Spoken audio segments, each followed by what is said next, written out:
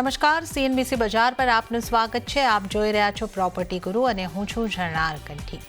તો આજે આપણે રિયલ એસ્ટેટને લગતા એક ખાસ મહત્વના મુદ્દાઓની ચર્ચા કરવાના છે. ગુજરાતના રિયલ એસ્ટેટ પર આજે આપણો ખાસ ફોકસ રહેશે અને આપણા દર્શક મિત્રો જે આપણી સાથે ઈમેલ દ્વારા, વોટ્સએપ દ્વારા જોડાય છે, એમની પ્રોપર્ટીને લગતી સમસ્યાઓ જે છે એનું સમાધાન આપવાની આપણે આ એપિસોડની અંદર પૂરેપૂરી કોશિશ કરીશું. અને આ માટે આપણો સહયોગ આપવા માટે આપણી સાથે જોડાયા છે કુશમન એન્ડ વેકફિલ્ડના ડિરેક્ટર અને હેડ ઓફ ટ્રાન્ઝેક્શન જીગર મોતા. જીગરજી, સ્વાગત છે આપનું સીએનબીસી બજાર પર. અને આપણે આજે ઘણી બધી જ ખાસ ચર્ચા કરવાના છે. દર્શકોના સવાલ જવાબ પણ આપણે લેવાના છે, પણ આપણે એના પહેલાં એક ખાસ મહત્ત્વના મુદ્દાને અહીંયા આગળથી ચર્ચી લઈએ. ગુજરાતની અંદર આપણે જે રીતે જોયું છે કે હોમ લોનના આંકડા જે છે, હોમ લોન લેવાની સંખ્યા જે છે, એમાં આ વર્ષે ગયા વર્ષની સરખામણીમાં ઘટાડો આવતો દેખાયો છે. કઈ રીતનો આ ઘટાડો આપે જોયો છે અને આના કયા કારણો છે? આ અંગે આપ થોડું અમને સમજાવી શકો કે આના શું કારણો હોઈ શકે કે હોમ લોન ઓછી લેવાય છે? ઘરના વેચાણ તો આપણને સારા થતા દેખાયા છે, તો આ હોમ લોન કેમ ઓછી લેવાય છે? ઝરણા, તમારી વાત એકદમ સાચી છે. આપણે ફાઇનાન્શિયલ યર 2025ના જો Q1 ની વાત કરીએ તો as compare to financial year 2024ના Q1 ની સરખામણીમાં લગભગ 1,01,000 હોમ લોન્સ જે છે ગ્રાહકો દ્વારા લેવામાં આવી છે, ઇન્ડિવિજ્યુઅલ્સ દ્વારા લેવામાં આવી છે. એ આંકડો ગયા વર્ષે 2024ની અંદર 1,50,000 જેટલો હતો. એટલે લગભગ તમે એવું કહી શકો કે લગભગ 49,000 ઇન્ડિવિજ્યુઅલ્સ જે બોરોવર્સ છે એમની સંખ્યામાં ઘટાડો જોવા મળ્યો છે. પણ એટ ધ સેમ ટાઈમ તમે જો અમાઉન્ટની વાત કરો તો આ અમાઉન્ટમાં લગભગ 62% વધારો જોવા મળ્યો છે. મારો કહેવાનો અર્થ એ છે કે 2024ની જો આપણે વાત કરીએ Q1ની આ સિમિલર ગાળાની ફાઇનાન્શિયલ યરની, તો એની અંદર આ આંકડો લગભગ 8,300 કરોડ રૂપિયાનો હતો જે ડિસ્બર્સ હોમ લોન કરવામાં આવી હતી. અને એ જ અમાઉન્ટ આ સિમિલર સમયગાળાની અંદર લગભગ 13,400 કરોડ રૂપિયાની હોમ લોન્સ જે છે એ અમાઉન્ટ ડિસ્બર્સ કરવામાં આવી છે. ઓવરઓલ આના મુખ્યત્વે બે કારણ છે. સૌથી પહેલા તો લક્ઝરી હાઉસિંગની ડિમાન્ડ છે એમાં એક બહુ જ માતબર વધારો જોવા મળ્યો છે. અને એના કારણે જે આ અમાઉન્ટમાં સિગ્નિફિકન્ટ વધારો જોવા મળ્યો હોમ લોનની, એનું મુખ્ય કારણ એ છે.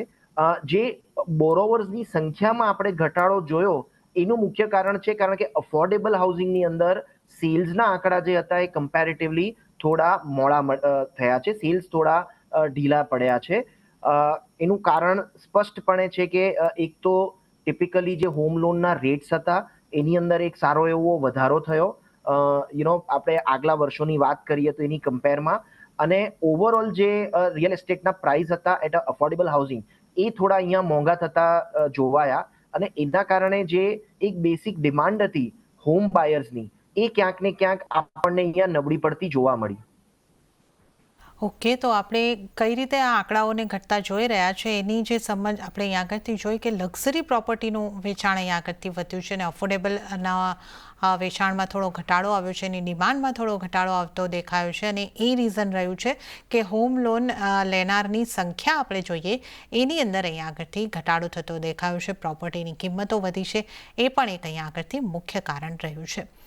બીજો મહત્વનો મુદ્દો જે ગુજરાતના રિયલ એસ્ટેટને લઈને આજે આપણે ખાસ ચર્ચવાના છે એ મુદ્દો જે છે એ અનઓથોરાઇઝડ કન્સ્ટ્રક્શનને લઈને છે. હાલમાં જ મુખ્યમંત્રીએ પણ કહ્યું કે અનઓથોરાઇઝડ કન્સ્ટ્રક્શન જે છે એની અંદર એને રેગ્યુલરાઇઝડ ઘણા મોટા કન્સ્ટ્રક્શનને કરવામાં આવ્યું છે. આ માટે સરકારે એક યોજના પણ બહાર પાડી હતી. કઈ રીતની આ સ્થિતિ છે અનઓથોરાઇઝડ કન્સ્ટ્રક્શનની અંદર જે રેગ્યુલરાઇઝેશન થયું છે એને લઈને? જણાબેન, બેસિકલી આ એક માનનીય મુખ્યમંત્રી શ્રી ભૂપેન્દ્રભાઈ પટેલ તરફથી આ એક અનાઉન્સમેન્ટ કરવામાં આવી છે કે આવી એક પોલિસી લાવવાની વાત છે જેના અંતર્ગત રૂરલ એરિયાઝની અંદર જે નોન રેસિડેન્શિયલ પ્રોપર્ટીઝ હોય એમાં લગભગ અપ ટુ 4.5ની FSI, જેને ફ્લોર સ્પેસ ઇન્ડેક્સ આપણે કહેતા હોઈએ છીએ, એને રેગ્યુલરાઇઝ કરવામાં આવે. એટલે એમાં જો કોઈ અનઓથોરાઇઝ કન્સ્ટ્રક્શન કરવામાં આવ્યું હોય તો એને ઇમ્પેક્ટ ફીનો લાભ આપી અને એ કન્સ્ટ્રક્શનને રેગ્યુલરાઇઝ કરવાનો એક મોકો એ રૂરલ ગુજરાતની અંદર એક આપવાની વિચારણા સરકાર તરફથી અહીંયા કરવામાં આવી છે. પણ આ જે વિચારણા છે અથવા આ લાભ આપવાની જે વાત છે એ ફક્ત ને ફક્ત નોન રેસિડેન્શિયલ પ્રોપર્ટીઝને આપવા માટેની વાત છે. રેસિડેન્શિયલ પ્રોપર્ટીઝમાં ઇમ્પેક્ટ ફી ભરવાની કોઈ જ યોજના અહીંયા સરકારે જાહેર નથી કરી.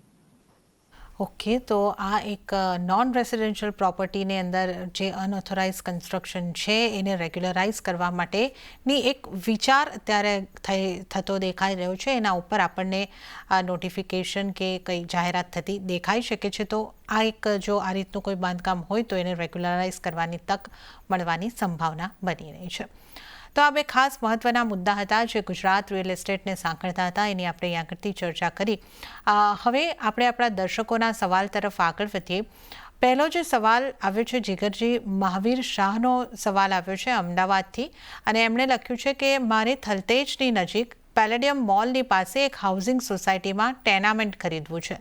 પ્લોટનો એરિયા આપણને એમણે જણાવ્યો છે લગભગ 82 સ્ક્વેર યાર્ડનો છે, અને એમણે એ પણ જણાવ્યું છે કે મિલકત જે છે આ જે ખરીદવા ઈચ્છી રહ્યા છે 35 વર્ષ જેટલી જૂની છે, એટલે એને તોડીને નવું બાંધકામ કરાવવું પડશે.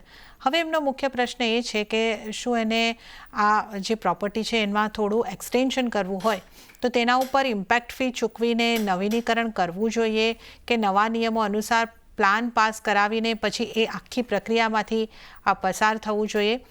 તો જીગરજી કઈ રીતની આપની સલાહ રહેશે? જે રીતે આપણે અત્યારે જ વાત કરી કે રેસિડેન્શિયલ પ્રોપર્ટીમાં આ ઇમ્પેક્ટ ફીવાળો નિયમની વાત હજી સુધી નથી, અથવા કદાચ અત્યારે એ આ વસ્તુ નથી, પણ આપની કઈ રીતની સલાહ રહેશે અમને માટે? જણાવેન સૌથી પહેલા તો જે ઇમ્પેક્ટ ફીની આપણે આગળ વાત કરી એ ગુજરાતના રૂરલ એરિયામાં લાગુ કરવાની વાત છે. અર્બન એરિયા અમદાવાદના જે આ થલતેજ એરિયાની વાત કરી રહ્યા છે અહીંયા આપણે, એ અમદાવાદના અર્બન એરિયામાં આવે છે.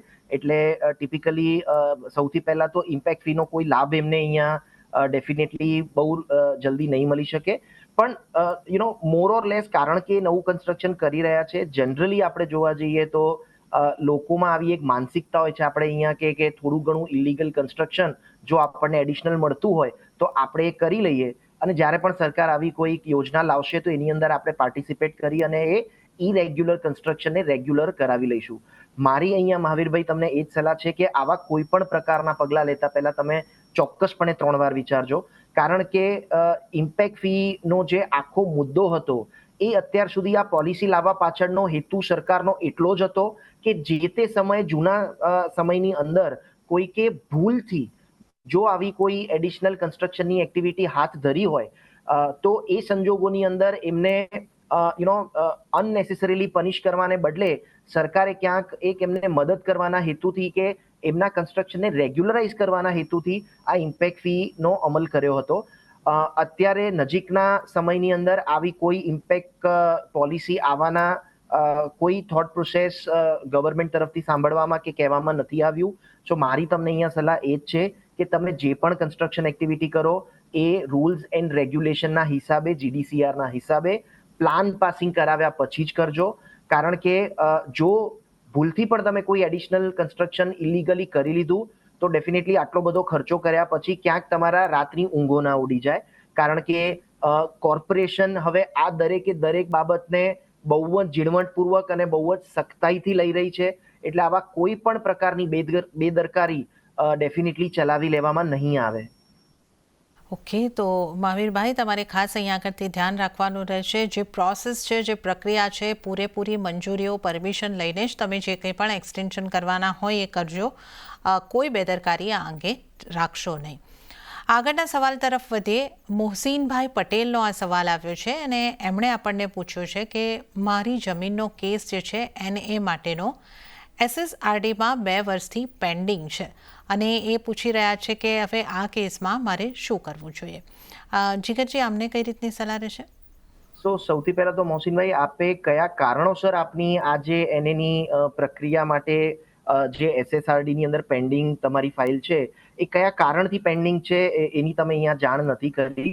જો તમે અમને એ જણાવી શકો તો અમે તમને થોડી ડિટેલમાં એની માહિતી આપી શકશું. પણ અત્યારે તમે ડેફિનેટલી એક તો જિલ્લા કલેક્ટરની મદદ લઈ શકો છો, અને બીજો એક ઓપ્શન એ છે કે તમે કોઈક એક સારા લીગલ એડવાઇઝરને રોકી અને આ અંગે એક કાનૂની કાર્યવાહી કરી શકો છો.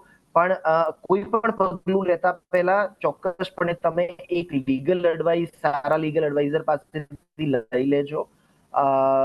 અને સૌથી પહેલા તમે એ સમજવાનો પ્રયત્ન કરજો કે તમારી જે આ ફાઇલ પેન્ડિંગ છે એનું મૂળભૂત કારણ શું છે. ઓકે, તો આપણે અહીંયા આગળથી ખાસ વાત જે કરી છે, કઈ રીતે અહીંયા આગળથી તમારે આગળ વધવાનું રહેશે, તો તમારે અમને પૂરેપૂરી ડિટેલ સાથે જો તમે અમને સવાલ મોકલશો તો અમે તમને હજી વધારે સારી રીતે નિષ્ણાત પાસેથી સલાહ અપાવી શકીશું. તો આપના જે કોઈ પણ સવાલ હોય, દરેક દર્શકોને આ વિનંતી છે, આપના સવાલ મોકલો, થોડી ડિટેલ આપીને મોકલો, અમે તમારી સારી રીતે મદદ કરી શકીશું.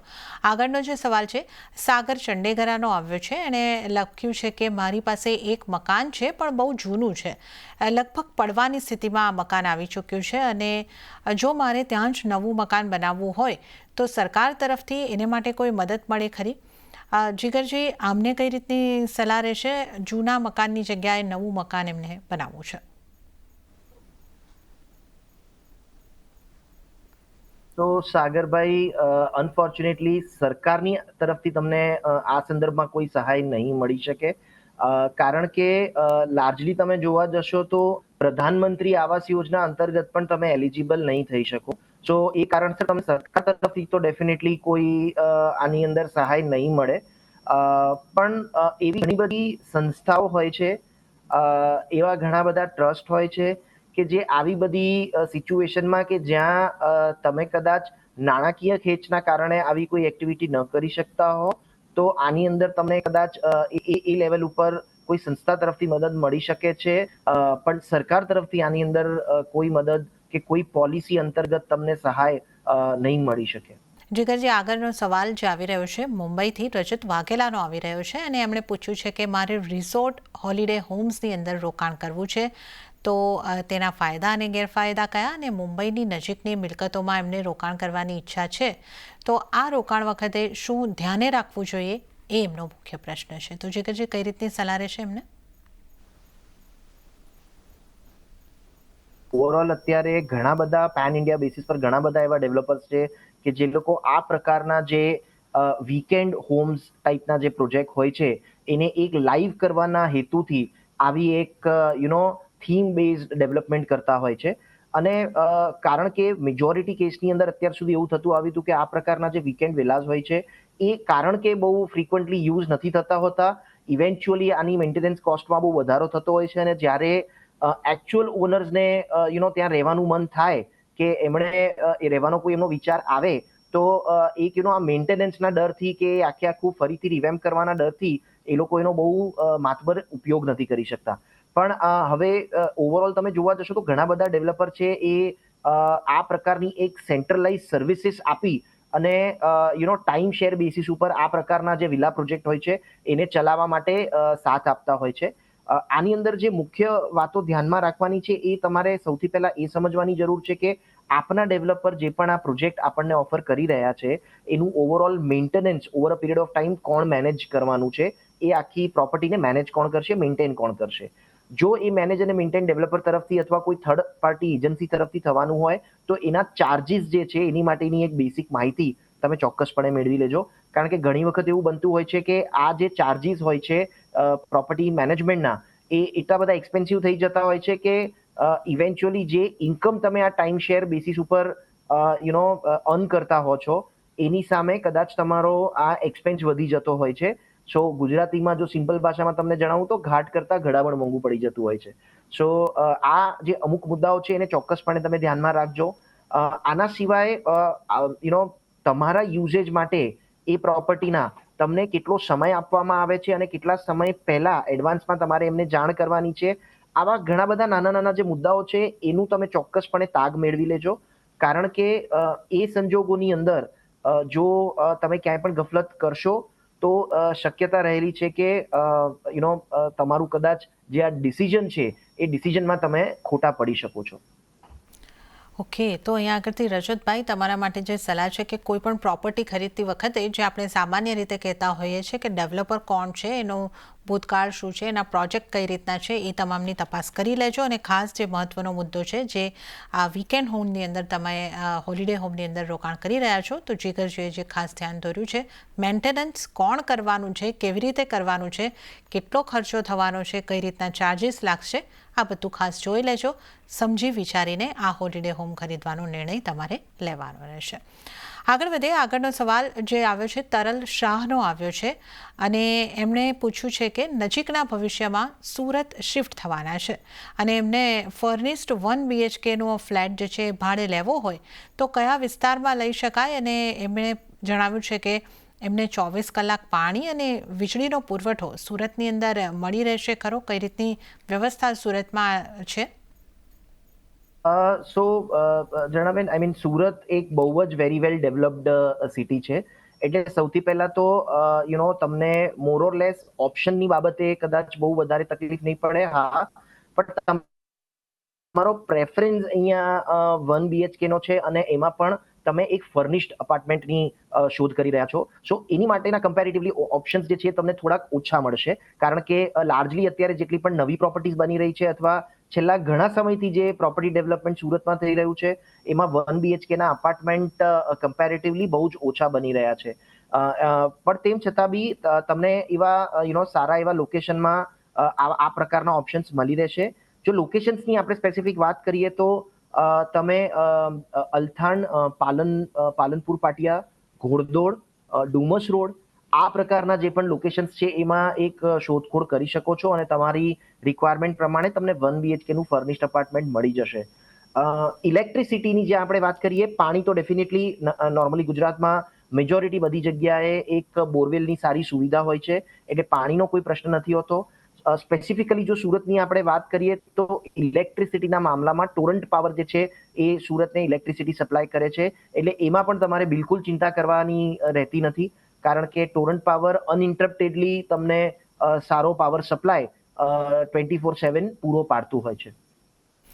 ઓકે, તો સુરત એક ખાસું એવું વિકસિત શહેર છે અને ત્યાં પાણી, વીજળી, આ બધા પ્રશ્નોનો તો સવાલ જ નથી. ખાલી 1 BHKનો ફર્નિશ ફ્લેટ એ તમને કદાચ મળવો મુશ્કેલ બની શકે, પણ જો તમને 2 BHK, 3 BHK જોઈતા હોય તો ચોક્કસપણે જે લોકેશન્સ તમે જણાવ્યા છે, અલથાણ, પાલનપુર પાટિયા અને ઘોડદર રોડ, અહીંયા આગળ તમે તપાસ કરી જજો. ખાસ તમને અહીંયા આગળથી સારા ઘર મળી રહેશે. આગળનો સવાલ અધિરાજ રાજપૂતનો આવ્યો છે અને એમણે પૂછ્યું છે કે શું પોશ લોકેશનમાં આવેલી 10 માળની બિલ્ડિંગ રીડેવલપમેન્ટમાં જઈ શકે છે? સોસાયટીમાં કુલ 336 સભ્યો છે અને મારી જાણકારી મુજબ જે FSI એમને મળી શકે છે એ 30 માળની હોઈ શકે છે. જીગરજી, અહીંયા પણ એમણે શહેર નથી જણાવ્યું, અમુક માહિતીઓ અહીંયા આગળથી બાકી છે, પણ આપણે કોઈક માહિતી આપી શકીએ કે આ જે 10 માળની બિલ્ડિંગ છે એનું રીડેવલપમેન્ટ થઈ શકશે કે નહીં? ચોક્કસપણે આમાં છે ને એક મહત્વની બાબત છે, એનો સમાવેશ એમણે નથી કર્યો, જે છે એમની પ્લોટની સાઇઝ. આ 336 મેમ્બરની વચ્ચે આ 10 માળના કેટલા બિલ્ડિંગ્સ આવેલા છે પ્રેક્ટિકલી, સો એને ગણતરી કરતા જો પ્લોટનો એરિયા એમણે આપણને જણાવ્યો હોત તો આપણે એમને થોડી વધારે માહિતી આપી શકતા. પણ જો કાયદાકીય રીતે જોવા જઈએ તો ડેફિનેટલી તમારું રીડેવલપમેન્ટ પોસિબલ છે. તમારા લગભગ 75% કરતા વધારે મેમ્બર્સ જો મંજૂરી આપે તો તમે ડેફિનેટલી આ રીડેવલપમેન્ટની એક્ટિવિટીને આગળ લઈ જઈ શકો છો. પણ 336 જેટલા માતબર મેમ્બર્સની જો આપણે વાત કરીએ અને તમારા 10 સ્ટોરેડ કેટલા બિલ્ડિંગ્સ તમારા પ્લોટમાં આવેલા છે એ તમે પ્લોટની સાઇઝ આપો, એના પછી જ વધારે માહિતી અમે આપી શકીએ. પણ ડેફિનેટલી તમે રીડેવલપમેન્ટની એક્ટિવિટી ત્યાં કરી શકો છો. ઓકે, તો આપણે દર્શકોના સવાલ અહીંયા આગળથી લીધા અને જીગરજી, આપનો ખૂબ ખૂબ આભાર. આપ અમારી સાથે જોડાયા અને તમામ દર્શકોના પ્રશ્નોના જવાબ આપ્યા. તમામ દર્શકોને પણ વિનંતી કે ઉપર જે ઈમેલ એડ્રેસ અમે લખી રહ્યા છે એના ઉપર આપ આપના સવાલ મોકલી શકો છો. તો આ સાથે જ આ એપિસોડની અંદર હાલ પૂરતું આટલું જ. હાલ મને પણ આપશો રજા, પણ વધુ અપડેટ અને સમાચારો માટે આપ જોતા રહો CNBC બજાર. નમસ્કાર.